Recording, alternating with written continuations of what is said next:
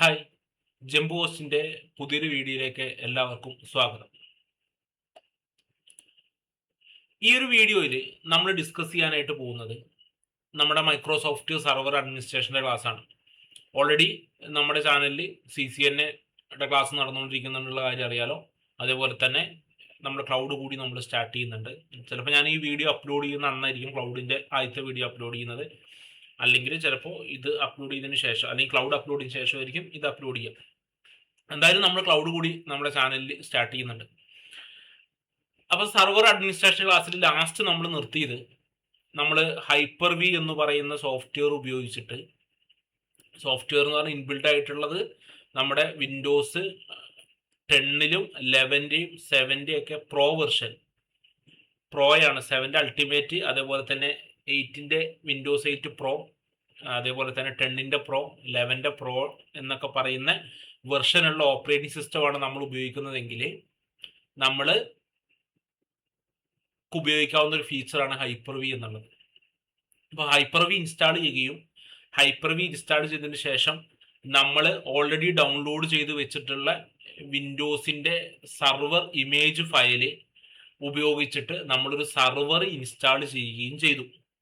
അതാണ് നമ്മൾ ലാസ്റ്റ് ക്ലാസ്സിൽ നിർത്തിയത്. നമുക്ക് ആ സർവർ അവിടെ തന്നെ ഉണ്ടോ നോക്കാം.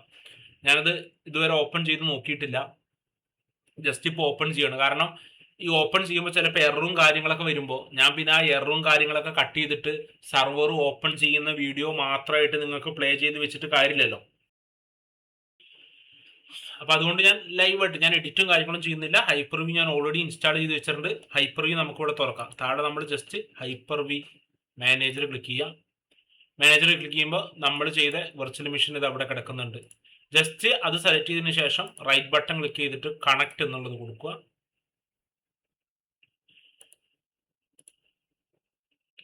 കണക്ട് കൊടുക്കുമ്പോൾ ഇതുപോലത്തെ ഒരു വിൻഡോ വരും. ഈ ഒരു വിൻഡോയിൽ സ്റ്റാർട്ട് എന്ന് പറയുന്ന ഓപ്ഷൻ ക്ലിക്ക് ചെയ്ത് കഴിയുമ്പോൾ ആ ഒരു വെർച്വൽ മെഷീൻ നിങ്ങൾക്ക് അവിടെ സ്റ്റാർട്ടായി വരുന്നത് കാണാനായിട്ട് സാധിക്കും. നമ്മുടെ റെസൊല്യൂഷൻ, നമ്മുടെ സ്ക്രീനിൻ്റെ ഫുൾ സൈസ് ആക്കണമെന്ന് ചോദിക്കുന്നത്.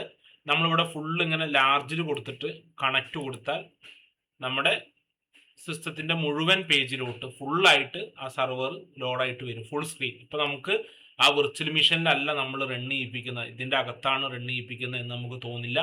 ഇപ്പോൾ ഇവിടെ പിന്നില്ല, ഈ ഒരു പിന്ന് നമുക്ക് ഒഴിവാക്കി കഴിഞ്ഞാൽ നമ്മുടെ സ്ക്രീന് മുഴുവനായിട്ടും,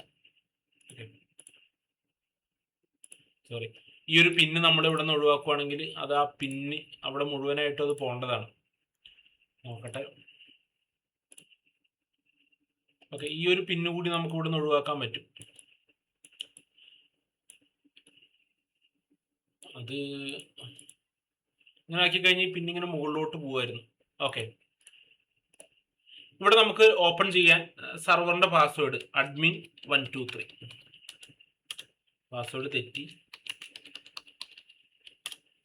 admin 123 അടിച്ചു കഴിഞ്ഞാൽ നമ്മുടെ സർവർ നമുക്ക് ഓപ്പൺ ആയിട്ട് വരും. വിൻഡോസിന്റെ 2025 എന്ന് പറയുന്ന സർവറാണ് നമ്മൾ എടുത്തത്. സർവർ ഓപ്പൺ ആയി കഴിഞ്ഞാൽ ഓട്ടോമാറ്റിക്കായിട്ട് ഓപ്പൺ ആയിട്ട് വരുന്ന ഈ ഒരു ബോക്സിനെ നമ്മൾ അതിൻ്റെ ഡാഷ്ബോർഡ്, സർവർ മാനേജറിന്റെ ഡാഷ്ബോർഡ് എന്നാണ് വിളിക്കുക. ഇപ്പോൾ വിൻഡോസ് 11-യും നമ്മുടെ ഈ സർവറും കണ്ടു കഴിഞ്ഞാൽ, ഇപ്പോൾ ഞാൻ ഈ സർവർ മാനേജർ ഡാഷ്ബോർഡ് ഓട്ടോമാറ്റിക്കായിട്ട് ഓപ്പൺ ആയിട്ട് വരുന്നതാണ്. ഞാൻ ഇതിനു വേണ്ടി ഒന്ന് ക്ലോസ് ചെയ്ത് വിടാം. ഇത് കണ്ടു കഴിഞ്ഞാൽ, ഈ ഒരു സ്ക്രീൻ കണ്ടു കഴിഞ്ഞാൽ നോർമലായിട്ട് സാധാരണ ഒരാൾ വിചാരിക്കുക ഇത് വിൻഡോസിന്റെ 11 എന്ന് പറയുന്ന വെർഷനാണെന്നാണ്. കാരണം ഏകദേശം യൂസർ ഇന്റർഫേസ് മുഴുവനും വിൻഡോസിന്റെ 11 പോലെ വരുന്നതാണ്.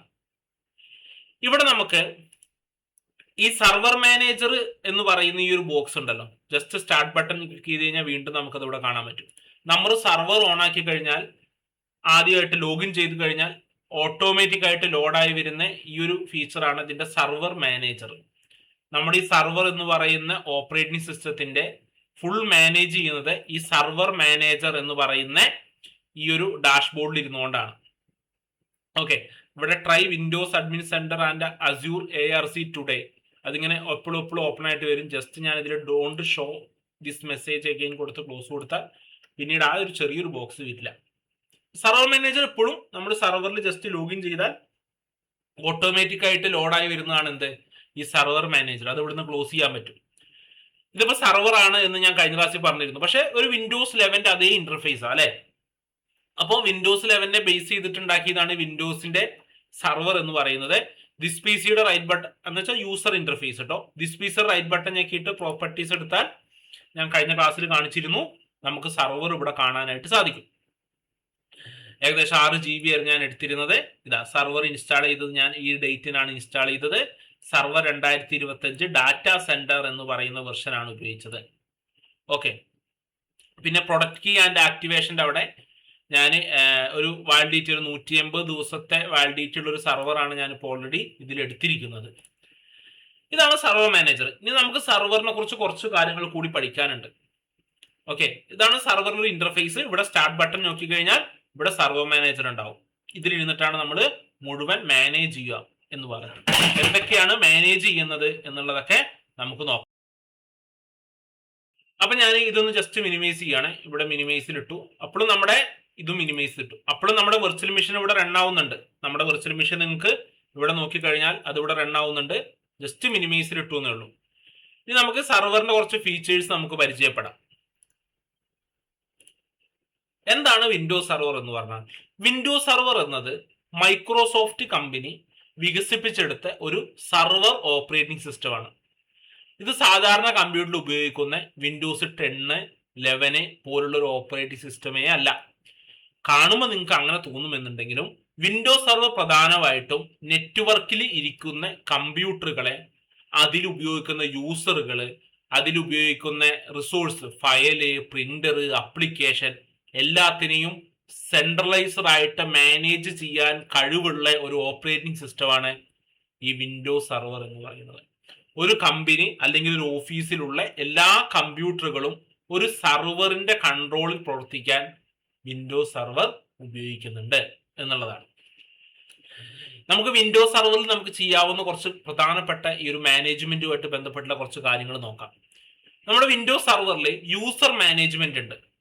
വിൻഡോസ് സർവർ ഉപയോഗിച്ചിട്ട് ഒരു നെറ്റ്വർക്കിൽ ഇരിക്കുന്ന എല്ലാ കമ്പ്യൂട്ടേഴ്സിനും ഉപയോഗിക്കുന്ന ആൾക്കാരുണ്ടാവുമല്ലോ, യൂസേഴ്സ്. ഇതിനെയൊക്കെ മാനേജ് ചെയ്യാനായിട്ട് നമുക്ക് ഈ സർവർ ഉപയോഗിച്ച് സാധിക്കും.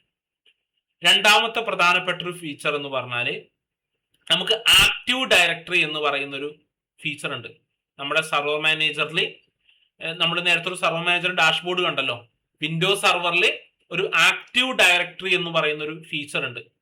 ഈ ഒരു ഫീച്ചർ ഉപയോഗിച്ചിട്ട് നമുക്ക് യൂസറിനെ മാനേജ് ചെയ്യാം, ആ നെറ്റ്വർക്കിൽ ഇരിക്കുന്ന കമ്പ്യൂട്ടറുകളെ മാനേജ് ചെയ്യാം, അതേപോലെ തന്നെ സെക്യൂരിറ്റീസ് എന്തൊക്കെ കാര്യങ്ങൾ ചെയ്യാൻ പറ്റും അങ്ങനെയുള്ള സെക്യൂരിറ്റി പോളിസി, അതുപോലെ ലോഗിൻ ഓതന്റിക്കേഷൻ, അങ്ങനെയുള്ള മെയിൻ ആയിട്ടുള്ള കാര്യങ്ങളൊക്കെ നമുക്ക് ഈ സർവർ ഉപയോഗിച്ച് ചെയ്യാൻ പറ്റും. സർവർ ഉപയോഗിച്ച് ചെയ്യാൻ പറ്റുന്ന മൂന്നാമത്തെ ഒരു പ്രധാനപ്പെട്ട കാര്യം എന്ന് പറഞ്ഞാൽ വിൻഡോസ് സർവർ ഉപയോഗിച്ച് നമുക്കൊരു ഫയൽ സർവർ ക്രിയേറ്റ് ചെയ്യാം. അപ്പൊ നമ്മുടെ കമ്പനിയിൽ ഉപയോഗിക്കുന്ന എല്ലാ ഫയലുകളും ഈ ഒരു സർവറിലോട്ട് സ്റ്റോർ ചെയ്യുന്ന രീതിയിൽ നമുക്ക് സെറ്റ് ചെയ്ത് വെക്കാനായിട്ട് പറ്റും. അതിലിരിക്കുന്ന ആ നെറ്റ്വർക്കിൽ ഇരിക്കുന്ന എംപ്ലോയീസിനൊക്കെ നെറ്റ്വർക്ക് വഴി ഈ ഫയലിനെ ആക്സസ് ചെയ്യാൻ പറ്റും. ഏതൊക്കെ ഫയലുകൾ ഏതൊക്കെ എംപ്ലോയീസിന് കിട്ടണം എന്നുള്ള തുടങ്ങിയ മുഴുവൻ കാര്യങ്ങളും നമുക്ക് ഈ ഒരു സർവർ ഉപയോഗിച്ച് ചെയ്യാൻ പറ്റും. അടുത്തതായിട്ട് പ്രിന്റർ സർവറായിട്ട് യൂസ് ചെയ്യാൻ പറ്റും.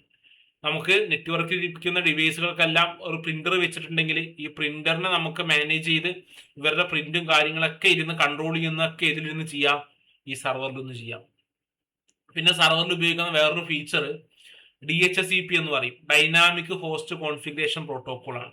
ഒരു നെറ്റ്വർക്ക് ക്രിയേറ്റ് ചെയ്യണമെങ്കിൽ നിങ്ങൾക്കറിയാം എല്ലാ പീസുകളെയും സ്വിച്ചിലോട്ട് കണക്ട് ചെയ്ത് ആ പീസുകൾക്കെല്ലാം IP അഡ്രസ് സെറ്റ് ചെയ്യണം എന്നുള്ള കാര്യം. സർവറിൽ DHCP എന്ന് പറയുന്ന ഒരു ഫീച്ചർ ഉണ്ട്. ഒരുപാട് ഫീച്ചർ ഉണ്ട് കേട്ടോ സർവറിൽ.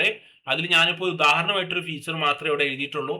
ഈ DHCP എന്ന് പറയുന്ന ഫീച്ചർ ഉപയോഗിച്ചിട്ട് നമുക്ക് ആ നെറ്റ്വർക്കിൽ ഇരിക്കുന്ന എല്ലാ പീസുകൾക്കും IP അഡ്രസ് സെറ്റ് ചെയ്ത് കൊടുക്കാനായിട്ട് സാധിക്കും എന്നുള്ള കാര്യമാണ്. ഇനി അടുത്തത് ഗ്രൂപ്പ് പോളിസി. വളരെയധികം സർവറിൽ ഏറ്റവും കൂടുതലായിട്ട് നമുക്ക് ഉപയോഗിക്കാവുന്ന അല്ലെങ്കിൽ ഏറ്റവും കൂടുതൽ ഉപകാരമുള്ള ഒരു ഫീച്ചറാണ് ഗ്രൂപ്പ് പോളിസി എന്ന് പറയുന്നത്.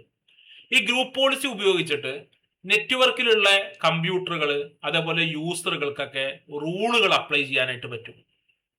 ഇപ്പോൾ ഒരു കമ്പ്യൂട്ടറിൽ ഇരിക്കുന്ന ഒരു യൂസർ ഇന്ന സെറ്റിങ്സ് എടുക്കരുത്, അല്ലെങ്കിൽ ഇന്ന കമ്പ്യൂട്ടറിൽ ഇന്ന USB പോർട്ടുകൾ വർക്ക് ചെയ്യരുത്, വാൾപേപ്പർ ചേഞ്ച് ചെയ്യാൻ പറ്റരുത്, സോഫ്റ്റ്വെയർ റെസ്ട്രിക്ഷൻസ് കൊടുക്കുക, അങ്ങനെ ആ നെറ്റ്വർക്കിന് ആവശ്യമായിട്ടുള്ള എല്ലാ കാര്യങ്ങളും ഗ്രൂപ്പ് പോളിസി എന്ന് പറയുന്ന ഒരു ഫീച്ചർ ഉപയോഗിച്ചിട്ടാണ് നമ്മൾ വിൻഡോസ് സെർവറിൽ ചെയ്യാറുള്ളത്. ഇപ്പൊ ഗ്രൂപ്പ് പോളിസി ഒരു പ്രധാനപ്പെട്ട ഫീച്ചറാണ്.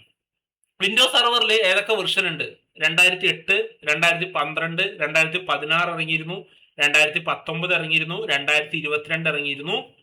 ഇപ്പൊ ഞാൻ ഈ വീഡിയോ ചെയ്യുന്ന 2025 ലേറ്റസ്റ്റ് ആയിട്ടുള്ളത്. അതിന് മുമ്പുള്ള വെർഷൻസ് ഒക്കെയാണ് ഇവിടെ കൊടുത്തിരിക്കുന്നത്. ഓക്കെ, 2008 മുമ്പും ഉണ്ടായിരുന്നു. ഞാൻ 8 മുതലുള്ളതാണ് എടുത്തിട്ടുള്ളത്. പിന്നെ അതിൽ ഉപയോഗിക്കുന്ന ആക്റ്റീവ് ഡയറക്ടറിയെ കുറിച്ച് അത് നമ്മൾ വരും ക്ലാസ്സുകളിൽ നമുക്ക് പഠിക്കാം. അപ്പൊ സർവർ ഉപയോഗിച്ച് നിങ്ങൾക്ക് ഇത്രയും കാര്യങ്ങൾ നമുക്ക് ചെയ്യാനായിട്ട് പറ്റും. ഇനി നമുക്ക് സർവറിന്റെ കുറച്ച് ഡാഷ്ബോർഡ്, സർവറുമായിട്ട് ബന്ധപ്പെട്ട കുറച്ച് കാര്യങ്ങൾ നോക്കാം. ഇവിടെ നമുക്ക് നമ്മുടെ സർവർ എടുക്കാം. ഇതാ ഇവിടെ നമ്മുടെ സർവർ ഉണ്ട്. ഈ സർവറിൽ നമ്മുടെ ഡെസ്ക്ടോപ്പ് ഐക്കൺസ് ഒക്കെ നമ്മൾ സെറ്റ് ചെയ്തു ഓൾറെഡി. സാധാരണ വിൻഡോസ് 11 പോലെ തന്നെയാണ്. വ്യത്യാസം എന്താണ്? ഈ സ്റ്റാർട്ട് ബട്ടണിൽ പോയാൽ ഇവിടെ സർവർ മാനേജർ കാണാം എന്നുള്ളതാണ്. ഈ സർവർ മാനേജർ നമ്മൾ ഓപ്പൺ ആക്കി കഴിഞ്ഞാൽ, നമ്മൾ സാധാരണ ലോഗിൻ ചെയ്യുമ്പോഴേ സർവർ മാനേജർ ഓപ്പൺ ആയിട്ട് വരും. ലോഗിൻ ചെയ്തതിന് ശേഷം ഞാനത് ക്ലോസ് ചെയ്താൽ വീണ്ടും സ്റ്റാർട്ടിൽ പോയിട്ട് എടുക്കണം. ഇതാണ് സർവർ മാനേജറിന്റെ ഡാഷ്ബോർഡ്.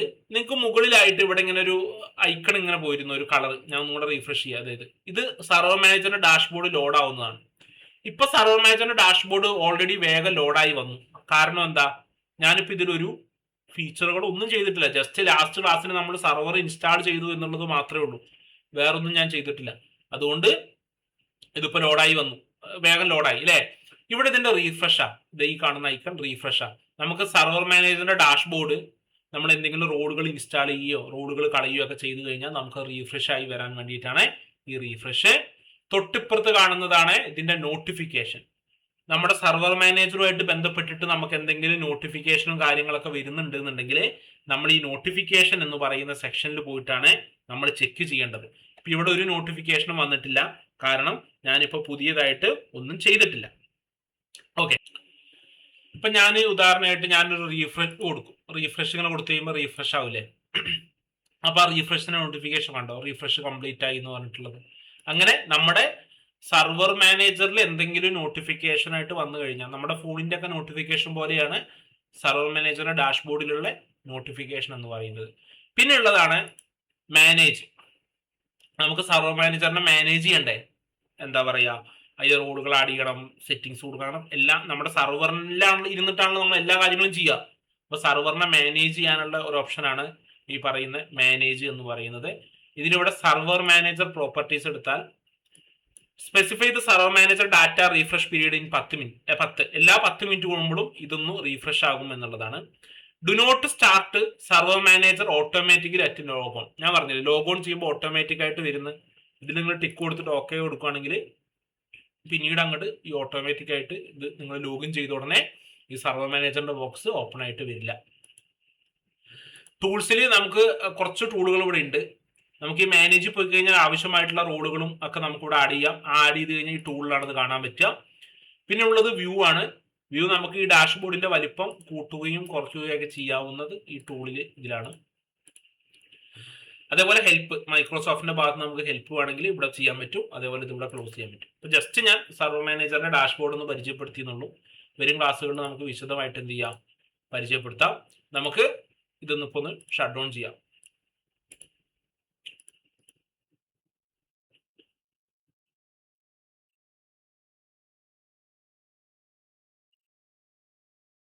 മിനിമൈസ് ചെയ്ത് നോക്കാം. ഇപ്പോൾ സർവർ മാനേജർ നമ്മുടെ ഷട്ട് ഡൗൺ ആയിക്കൊണ്ടിരിക്കുകയാണ്. ഷട്ട് ഡൗൺ ആയി, വേണ്ടോ? ഡിസ്കണക്റ്റ് ആയി. വീണ്ടും സ്റ്റാർട്ട് ചെയ്യണമെന്ന് ചോദിക്കുന്നത്. വേണ്ട, ക്ലോസ് ചെയ്യുക. ഇവിടെ ഇപ്പോൾ ഓഫാണ്, ഇത് ഓഫ് ചെയ്യുക. ഇപ്പോൾ സർവർ മാനേജർ എന്തായി? ക്ലോസ് ആയി. അപ്പോൾ ഇത്രയാണ് ഉള്ളത്. നമുക്കിനി വരും ക്ലാസ്സുകളിൽ അതിൻ്റെ ബാക്കി നമുക്ക് വിൻഡോസിനെയൊക്കെ ക്ലൈൻ്റ് ആയിട്ട് എങ്ങനെയാണ് ഇൻസ്റ്റാൾ ചെയ്യുന്നത് എന്നുള്ളതൊക്കെ നോക്കാം. നിങ്ങൾക്ക് ക്ലാസ്സുകൾ മനസ്സിലാകുന്നുണ്ട് എന്ന് ഞാൻ വിചാരിക്കുന്നു. നിങ്ങൾക്ക് ക്ലാസ് ഇഷ്ടപ്പെട്ട് കഴിഞ്ഞാലോ അല്ലെങ്കിൽ എന്തെങ്കിലും സജഷനോ കാര്യങ്ങളൊക്കെ ഉണ്ടെങ്കിൽ നിങ്ങൾ കമൻറ്റ് ബോക്സിൽ രേഖപ്പെടുത്തുക. ഇപ്പോൾ വീഡിയോസ് കുറേ പേര് കാണുന്നുണ്ട്, പക്ഷേ അവർ ഒന്നും കമൻറ്റ്, ഞാൻ പല കാര്യങ്ങളും വീഡിയോസിലൂടെ പറയുന്നുണ്ട്. നിങ്ങൾ ക്ലാസ് ഇഷ്ടപ്പെട്ടാൽ അല്ലെങ്കിൽ നിങ്ങൾക്ക് എന്തെങ്കിലും കാര്യങ്ങളൊക്കെ ഉണ്ടെങ്കിൽ ചോദിക്കുന്നൊക്കെ. അപ്പോൾ നിങ്ങൾ ഇടുന്ന കമൻറ്റ് അനുസരിച്ച് എനിക്ക് എൻ്റെ ക്ലാസ് ഇമ്പ്രൂവ് ചെയ്യാനായിട്ട് പറ്റുള്ളൂ. അപ്പോൾ നിങ്ങൾ ഇഷ്ടപ്പെട്ടിട്ടുണ്ടെങ്കിൽ, നിങ്ങൾക്ക് മനസ്സിലാവുന്നുണ്ടെങ്കിൽ ഇങ്ങനെ തന്നെ പോയാൽ മതി. അങ്ങനെയുള്ള കാര്യങ്ങളൊക്കെ നിങ്ങളൊന്ന് പറയുക. നമുക്ക് അടുത്ത വീഡിയോയിൽ പുതിയൊരു ടോപ്പിക്കുമായിട്ട് കാണാം.